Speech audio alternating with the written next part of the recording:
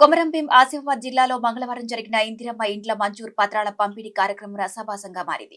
ఈ కార్యక్రమానికి హాజరైన మంత్రి జూపల్లి కృష్ణారావు, బీఆర్ఎస్ ఎమ్మెల్యే కోవా లక్ష్మికి మధ్య తీవ్ర వాగ్వాదం జరిగింది.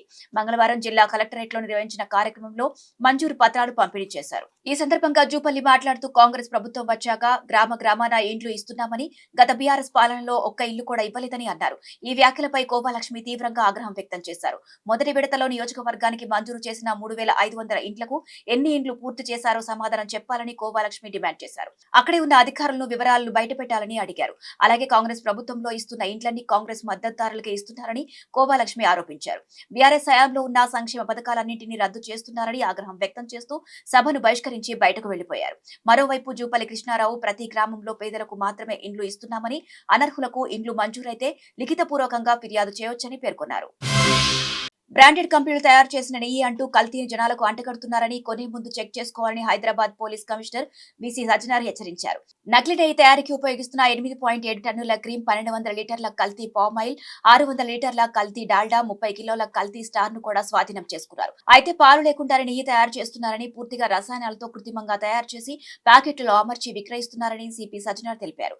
ఎవరైనా విదేశీ నెయ్యి 100% ఆవు పాలతో తయారు చేసిందని, తక్కువ ధరకే అమ్మాలని చూస్తుంటే కొనుగోలు చేయొద్దని చెప్పారు. సువాసన వచ్చినంత మాత్రాన అది నిజమైన నెయ్యి కాదని, కల్తీ చేయడానికి కేటుగాళ్లు ఏదైనా చేస్తారని పేర్కొన్నారు. కొనే ముందు ఖచ్చితంగా కంపెనీ పేరు, క్వాలిటీ, ఎప్పుడు తయారైంది, గడువు కూడా చూడాలని అన్నారు. తెలంగాణ రక్షణ సేన అధ్యక్షురాలు కల్వకుంట్ల కవిత కీలక ప్రకటన చేశారు. తాము అధికారంలోకి వస్తే పేదల కోసం భూలక్ష్మి పథకాన్ని అమలు చేస్తామని స్పష్టం చేశారు.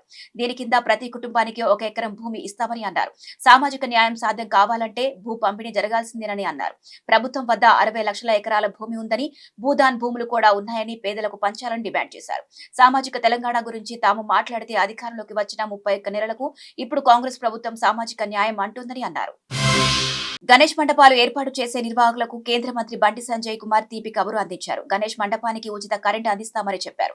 అయితే ఈ ఫ్రీ కరెంట్ రాష్ట్ర వ్యాప్తంగా కాదు, కేవలం కరీంనగర్ కార్పొరేషన్ పరిధిలో ఏర్పాటు చేయనున్న వినాయక మండపాలకు మాత్రమే అని చెప్పారు. ఈ మేరకు కరీంనగర్ మున్సిపల్ కార్పొరేషన్ నిర్ణయించినట్లు బండి సంజయ్ కుమార్ వెల్లడించారు. అందుకయ్యే కరెంటు బిల్లులన్నీ కరీంనగర్ కార్పొరేషన్ చెల్లిస్తుందని తెలిపారు. భక్తియుత వాతావరణంలో గణేష్ ఉత్సవాలను నిర్వహించుకోవాలని సూచించారు. కరీంనగర్ కార్పొరేషన్ పరిధిలో ఏటా దాదాపు 2,000 గణేష్ మండపాలను ఏర్పాటు చేస్తున్నారని, గత 3 ఏళ్లుగా ఈ మండపాలకు వినియోగిస్తున్న కరెంట్ ఛార్జీలను మొత్తం తానే సొంత డబ్బులు వెచ్చించి చెల్లిస్తున్నట్లు చెప్పారు.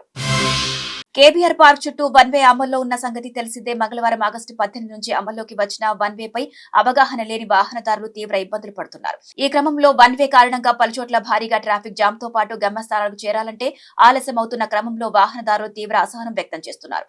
ఈ క్రమంలో Hyderabad CP Sajjanar KBR one way traffic పై కీలక వ్యాఖ్యలు చేశారు. 2-3 రోజుల్లో ఇబ్బందులన్నీ క్లియర్ చేస్తామని, ప్రజలు తమకు సహకరించాలని కోరారు. మంగళవారం ఉదయం 6 గంటల నుండి కేబీఆర్ చుట్టూ వన్ వే అమల్లోకి వచ్చిందని, రోడ్ నెంబర్ 45 అగ్రసేన్ వెంకటగిరి వద్ద కొన్ని ఇబ్బందులు వచ్చాయని చెప్పారు. పీక్ పీరియడ్ లో సమస్యలు గుర్తించామని, 500కు పైగా సిబ్బంది రోడ్డుపై ఉండి మానిటరింగ్ చేశారని అన్నారు సజ్జనార్. స్పెషల్ డ్రోన్స్ ద్వారా ట్రాఫిక్ ను పర్యవేక్షించామని, కొన్ని చోట్ల సైన్ బోర్డ్స్ ఏర్పాటు చేయాల్సి ఉందని అన్నారు. మీ భూములను 20A నిషేధ జాబితా నుంచి విడిపించే వరకు బీఆర్ఎస్ పార్టీ అండగా ఉంటుందని మాజీ మంత్రి, పార్టీ సీనియర్ నేత హరీష్ రావు ప్రజలకు హామీ ఇచ్చారు. న్యాయబద్ధంగా కష్టార్జితంతో సంపాదించుకున్న భూములు నిషేధ జాబితాలో ఉంటే ఫోన్ చేయాలంటూ ప్రభుత్వం టోల్ ఫ్రీ నంబర్ ఇచ్చిందని, అయితే ఆ టోల్ ఫ్రీ నంబర్ పనిచేయడం లేదని హరీష్ రావు చెప్పారు. ప్రభుత్వం ఇచ్చిన టోల్ ఫ్రీ నంబర్ పనిచేయకపోయినా మా జనతా గ్యారేజ్ తలుపులు మీకోసం ఎప్పుడూ తెరిచే ఉంటాయని హరీష్ రావు అన్నారు. మూసీ పరివాహక ప్రాంతంలోని ఇంట్లను హైడ్రా కూలగొట్టే ప్రయత్నం చేసినప్పుడు జనతా గ్యారేజ్ తలుపులు తట్టారని, అప్పుడు వాళ్లకు న్యాయం చేశామని అన్నారు. అదేవిధంగా నిషేధ జాబితాలో ఉన్న ఇళ్ల విషయంలో కూడా ప్రభుత్వం చర్యలు తీసుకుంటుందని అన్నారు. ఓటర్ల జాబితా ప్రత్యేక సమగ్ర సవరణ సర్ పేరుతో ఎన్నికల సంఘం తెలంగాణలో నిర్దాక్షిణ్యంగా ఓట్లు తొలగించిందని టీపీసీసీ అధ్యక్షుడు మహేష్ కుమార్ గౌడ్ ఆరోపించారు. సర్ ముసాయిదా జాబితాను రాష్ట్ర ఎన్నికల సంఘం విడుదల చేసిన నేపథ్యంలో గాంధీభవన్లో నిర్వహించిన మీడియా సమావేశంలో మహేష్ కుమార్ గౌడ్ మాట్లాడారు. హైదరాబాద్ లో బీఎల్ఓలు ఎవరి ఇంటికి వెళ్లలేదు, పేదలు, వలస కూలీల ఓట్లనే ఎక్కువగా తొలగించారు. 2002 నాటి ఓటర్ల జాబితా ఎంతమందికి అందుబాటులో ఉంది? కేంద్ర ప్రభుత్వం సిబిఐ, ఈడీ లాగే ఎన్నికల సంఘాన్ని కూడా తన జేబు సంస్థగా మార్చుకుంది. 2002 నాటి ఓటర్ల జాబితాతో ముడిపెట్టకుండా పౌరులకు ఓటు హక్కు కల్పించాలి. రాష్ట్రంలో ఆ కారణంగా 73 లక్షల ఓట్లను ఎన్నికల సంఘం తొలగించింది. మొత్తంగా 92 లక్షల ఓట్లను ప్రశ్నార్థకం చేసింది. డీలిమిటేషన్ పోలింగ్ కేంద్రాల మార్పు వల్ల 2002 నాటి వివరాలు సరిగ్గా లేవు. లక్షల మంది ఓట్లు తొలగించి ప్రజాస్వామ్య దేశమంటే ఎలా అని మహేష్ కుమార్ గౌడ్ ప్రశ్నించారు. హైవేలపై వాహనాల రద్దు, టోల్ ఫీజు వసూలు చేసినట్లే తెలంగాణ ప్రభుత్వం ప్రవేశపెట్టిన టోల్ ఫ్రీ నంబర్ ద్వారా కమిషన్లు దండుకుంటున్నారని బీఆర్ఎస్ నేత ఆర్ఎస్ ప్రవీణ్ కుమార్ ఆరోపించారు. 22 నిషేధ జాబితాలో పొరపాటున చేరిన ఆస్తులు సరిచేస్తామని ప్రకటించి తీసుకువచ్చిన టోల్ ఫ్రీ నంబర్ వెనక భారీ కుట్ర దాగి ఉందని ఆయన విమర్శించారు. ఆ టోల్ ఫ్రీ నంబర్ కు కాల్ చేయగానే ఆస్తులను నిషేధ జాబితా నుంచి తొలగించడానికి 30% కమిషన్ ఇస్తేనే పని పూర్తి చేస్తామని డీల్ మాట్లాడుకుంటున్నారని ప్రవీణ్ కుమార్ ఆరోపించారు. రెవెన్యూ మంత్రి పొంగులేటి శ్రీనివాస్ రెడ్డి, ఇతర కాంగ్రెస్ నాయకులు నేరుగా నిధులు వసూలు చేయడానికి ఈ నంబర్ను ప్రవేశపెట్టారని మండిపడ్డారు.